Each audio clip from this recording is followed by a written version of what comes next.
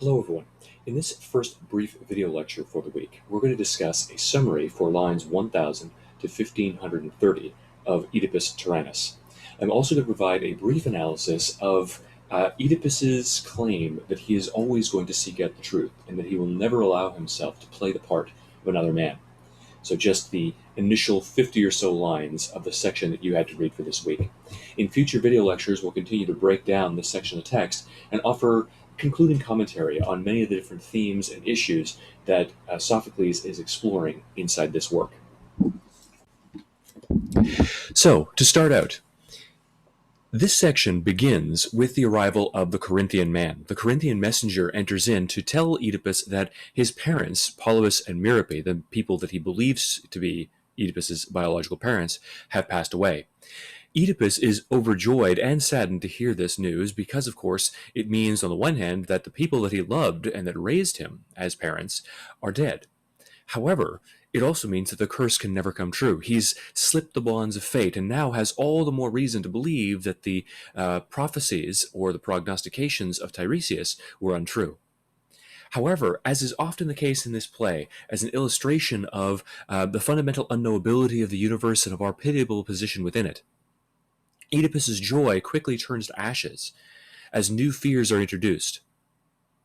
And the reality of the situation eventually comes to light, because this very same man, the Corinthian, who informs him that his parents are dead, also lets him know that his parents, or the people he believed were his parents, were never such.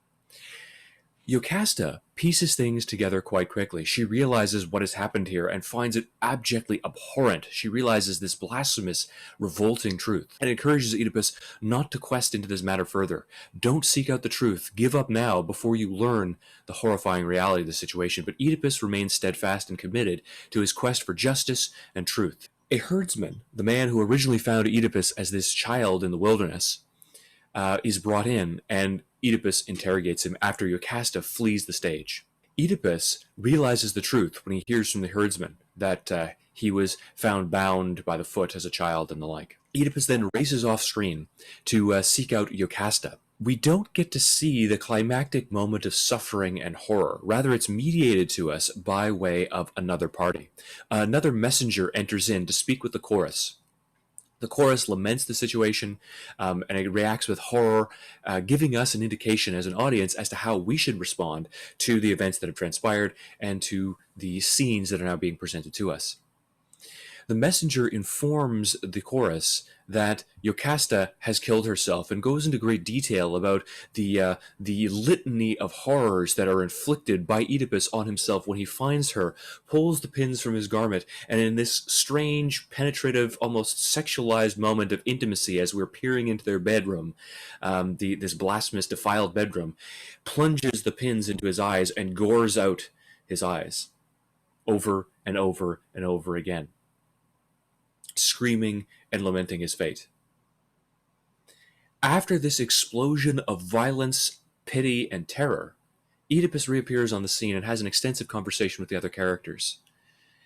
At this moment, however, he seems to exhibit a kind of beatific calm, a passivity and a peace that he didn't have at any other point in the play. Throughout the play, up until this point, he's been rash and angry, choleric, maddened by fear and terror and this desire to save his people.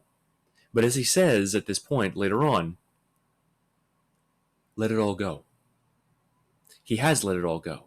All that anger and anguish, all of the uncertainty and fear, the desperate desire to control his own fate, to grapple against it, all of it's gone.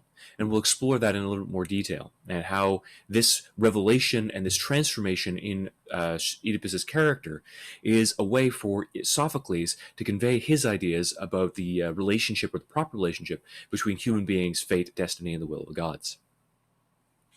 In order to set context for that, however, I would like to briefly comment on some critical lines in the outset of this section of the text between 1076 and 1085, when Jocasta begs Oedipus, please give up this quest for truth. Abandon this now while you are still sane, before you have destroyed yourself. In line 1067, your fate is dismal, Jocasta says. I pray you never know the man you are. Oedipus, now someone bring this herdsman here. Let her bask in the glory of her eminent lie. Jocasta, your fate is hideous. This is all that I can say to you. All I can say forever. All I can say forever. Because, of course, Jocasta is going to quit the stage and speak no more because she's going to kill herself. Her last moment, before her voice is stripped away, is this pitiable plea of impotent desire. Please cease questing after the truth. Silence is all that remains for her, because this character who was once so proud, so willing to speak her mind before Oedipus, offer him wise counsel, and intervene in his argument between, or the argument between Oedipus and Creon, now recognizes that she never really had a voice at all. Now, this is not only a kind of strange commentary on the society of the time, in the sense that Jocasta has actually felt that she has the ability to speak her mind to her husband and take control of the nation partially. Remember, she has a third of the control or command over the nation, equal to Oedipus and Creon alike. So she has a tremendous amount of authority and power invested in her. Now, all of that has bled away into silence, and it's no different for her than it is for Oedipus. Oedipus responds to this last exhortation as the chorus asks him, "What is it, Oedipus? What savage grief has hurled your wife away? Her silence frightened me. Evil will break from it." And Oedipus says, "Damn it all. It will break then. I have to know who I am, however low my birth." So he's convinced that Jocasta is disgusted by him because he is not a prince, as they believe, not the son of Polybus and Merope, but by blood, perhaps a commoner who is just a foundling. And he thinks that Jocasta has turned on him because of that. He doesn't understand the true nature of her horror and revulsion, ascribing it to the negative motivations of a kind of class-based consciousness.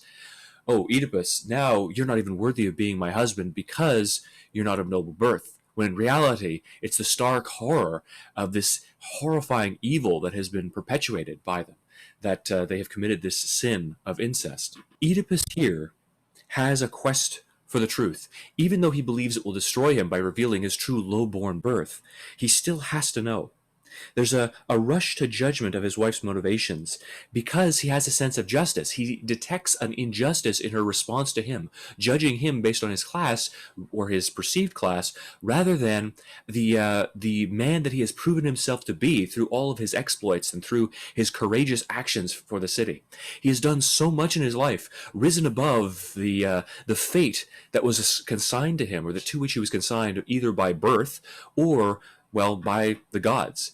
And yet his wife doesn't recognize that. She's treating him, in his view, as just a commoner who wasn't worthy of her. "This woman with her feminine conceits is ashamed of my humble origins, but I see myself as a child of good-giving fortune." Here, Oedipus has surrendered himself not to his will and to his strength. Now he's put himself as the pawn of fortune. Not fate, but fortune. And he has a fundamental misapprehension of what fortune actually entails. Fortune is not good giving. The traditional image of fortune is a blind woman on a wheel, someone who does not care whom she doles out her gifts to or whom she destroys. Fortune can never be trusted. So Sophocles is taking this classical image of fortune, who is completely fickle in the gifts that she gives out and the people whom she blesses, favors, and then destroys, seemingly at random. And Oedipus is putting himself in her hands. "I'm a child of good-giving fortune." He's stripped away one of those defining aspects of his character earlier on the play when he perceived himself to be this kind of self-made man who forged his own destiny and wrested it from the world. Rather than consigning himself to the dictates of the fates and of the gods, he puts himself at the mercy of the fickle mistress of fortune. "And I will not be demeaned. She is my mother, the seasons my kin, and I rise and fall like the phases of the moon. That is my nature, and I will never play the part of someone else, nor fail to learn what I was born to be." Here, Oedipus again shows the deterioration of his character from the man that we first saw, the man who so proudly proclaimed his ability to defeat the Sphinx and imposed his will on the world, because that was paramount, not the fates, not the will of the gods, but his own. Because even though he is asserting it, even though he is claiming his supremacy, embedded in that image is the recognition that he has no control over anything, least of all his fate. I rise and fall like the phases of the moon that are set not by convention, but by the nature of the world. You remember what we talked about when we discussed nomos and phusis, right? Phusis, that ongoing set of natural laws that govern the universe and the operation of creatures. Well, here there are a set of laws that are instantiated by the gods in the organization of the universe that they have created. The moon waxes and wanes. It runs through its phases according to their will. So Oedipus, as he draws upon this image, is actually subconsciously asserting the power and the dominance of the gods. There's a fatalism in the cycle of the sun and the moon, or the phases of the moon. And of course, it culminates in this expression of tragic irony. I will never play the part of someone else, nor fail to learn what I was born to be. One of those statements is true, one of them is false, yet Oedipus yokes them together. Oedipus has been playing the part of a man that he was not born to be, of someone else, without knowing it. It's ridiculous in his certainty, in this desperate affirmation, when the truth is the exact opposite. And that irony, of course, again reasserts the primacy of fate that is inescapable. Good-giving blind fortune, this misapprehension regarding fortune, is just as much a misunderstanding of the operation of the universe and the forces that govern Oedipus's life as this claim that I will never play the part of someone else. Oedipus has always played the part of someone else.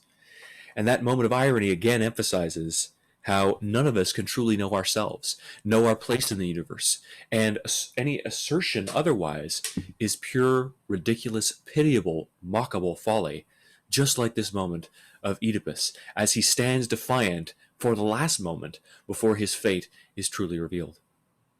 We're going to take a look at that revelation and Oedipus's response to it, the climax, the culmination of the tragic reversal of fortunes in this play, in some of our future video lectures.